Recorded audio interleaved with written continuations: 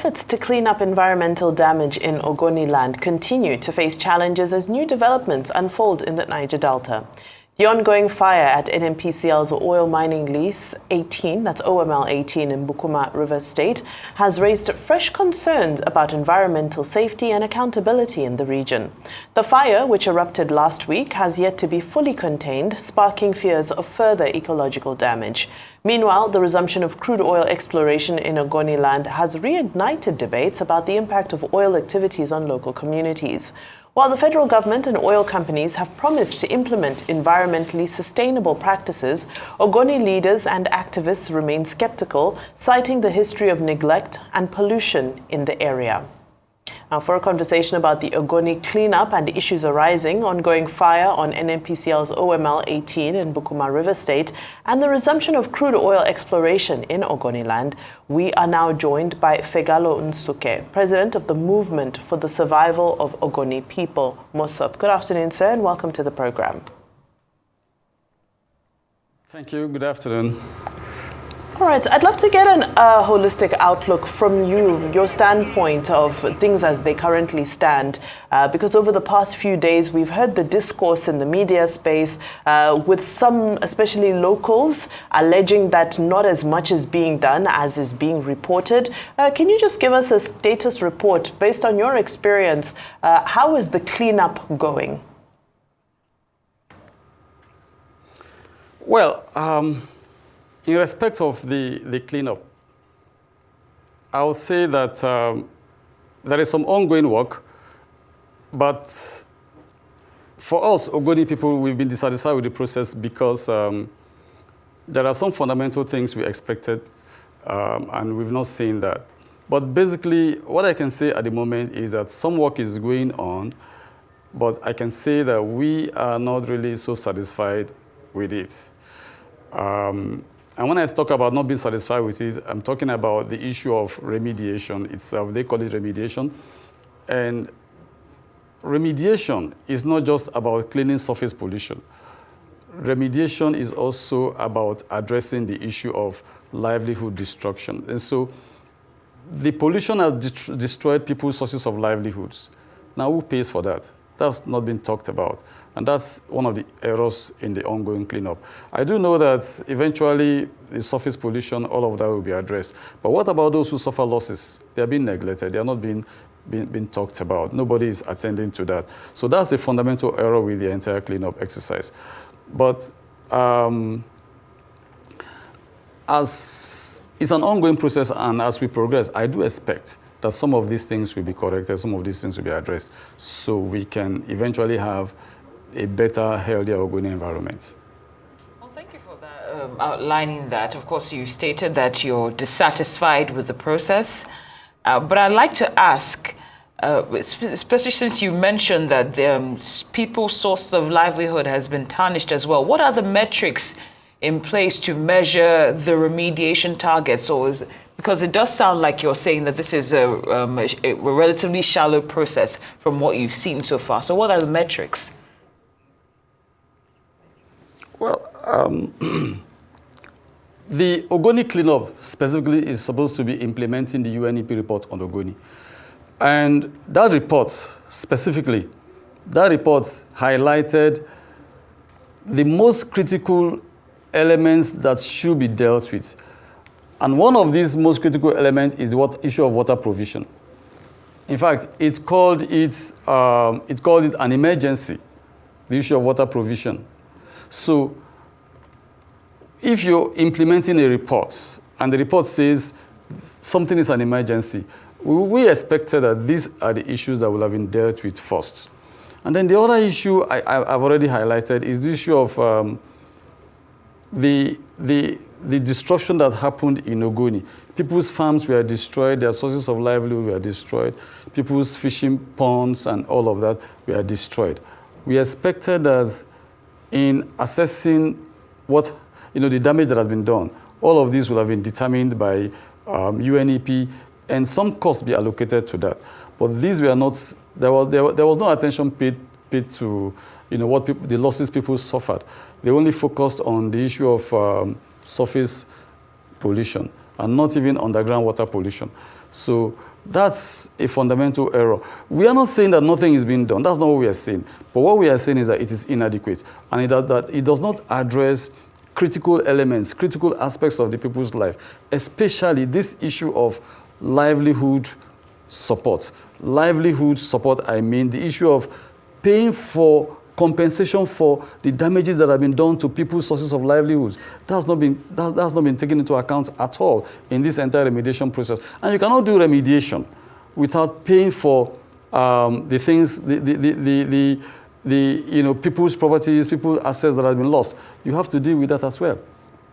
Okay. Now, I'm glad you're talking about, compensation and what that looks like in figures. The number being thrown around by CSOs at the moment is $1 trillion US. Are you part of the group that is seeking the compensation to the value of $1 trillion for the Ogoni people? And where will this money come from? Ogoni people demanded compensation for all of the destruction. And to the best of my knowledge, that demand is stated in the Ogoni Bill of Rights. The demand is $4 billion. We requested $6 billion in royalties and $4 billion in compensation. So those are the proposals Ogoni put forward. But those are the issues that should come up in the course of engagement with government. That's not an issue that we should be talking about now in the implementation of the UNEP. What we're talking about now is the implementation of a report that is already in place. And we are saying that this report highlighted some emergencies that have been neglected by High Prep in the course of the implementation. That's what I'm saying here right now. All right, let's set that aside, what you mentioned about the $4 billion and the $6 billion in royalties, since that's not what you want to focus on, which is completely fine. But you mentioned that the report highlights most critical elements like water being an emergency, and that's not been addressed, and also the financial losses that were suffered based on people losing their sources of livelihood. So it does sound like there is an issue when it comes to the implementation of this report. What are you doing to address that? I mean, besides talking to us now, since it does sound like the critical matters in what's been highlighted in UNEP are not being addressed. So what are you doing to address that? Basically, what we do is advocacy. And that has been the strategy of MOSOP from its inception. We simply highlight these issues and let the authorities understand that these are our concerns. And then we expect the authorities to pay attention to that. And in some cases, the authorities could call you and say, okay, we are looking at all of this. So basically what we do within the movement for the survival of the Ogoni people is advocacy. We don't do more than that. Okay. Are you ready for oil exploration and drilling to resume in Ogoni land?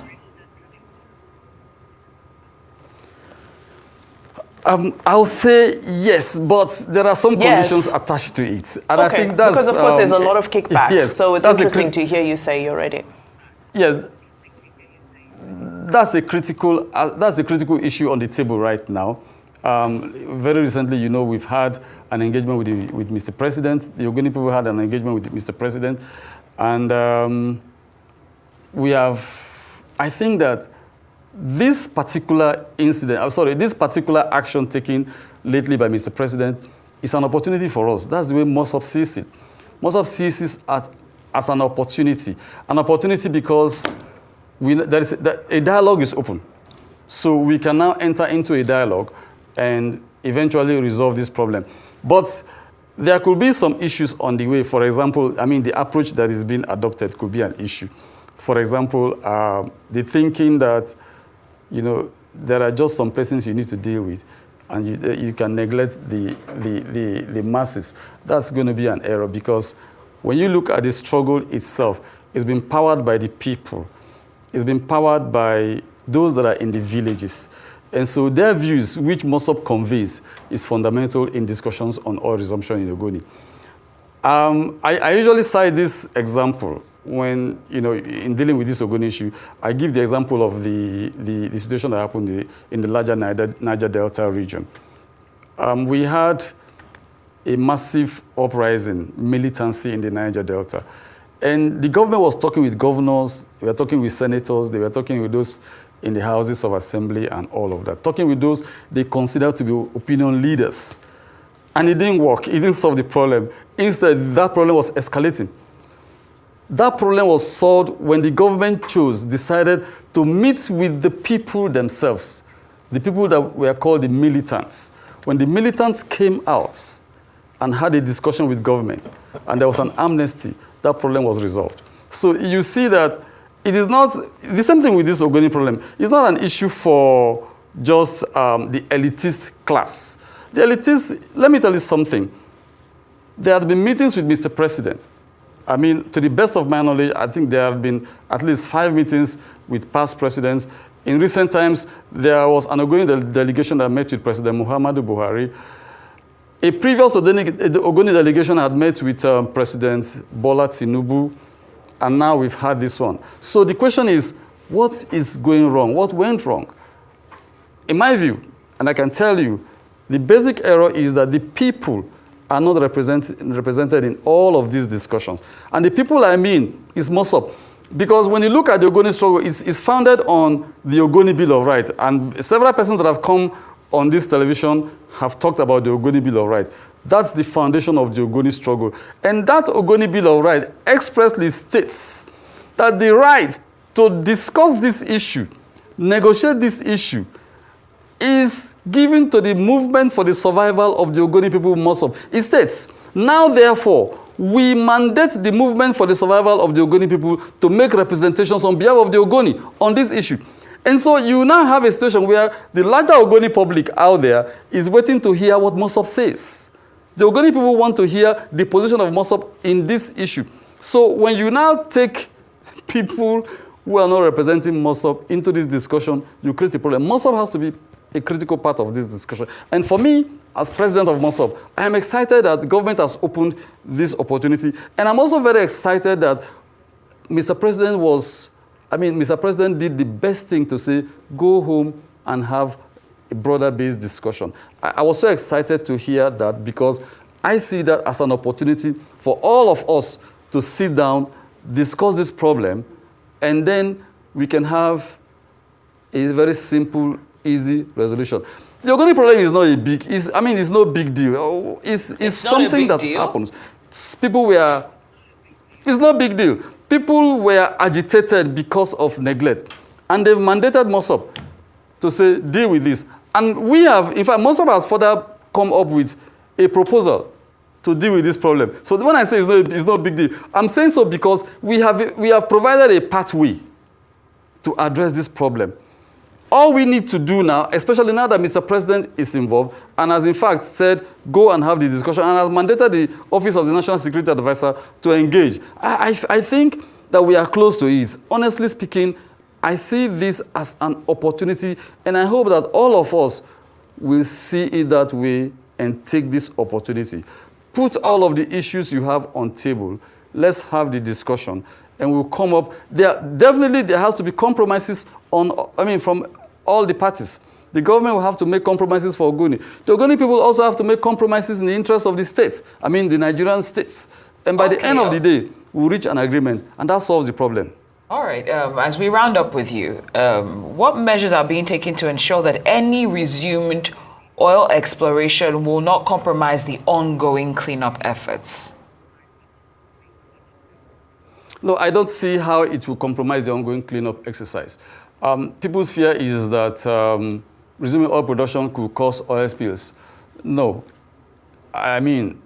Before you talk about resuming oil production, there are processes, for example, the integrity of pipelines and all of that to be checked. It's not something that they're just going to wake up tomorrow morning and commence. No. There are processes to ensure the integrity of the process. But what is important for us at this time is that we are able to come to a consensus on this issue.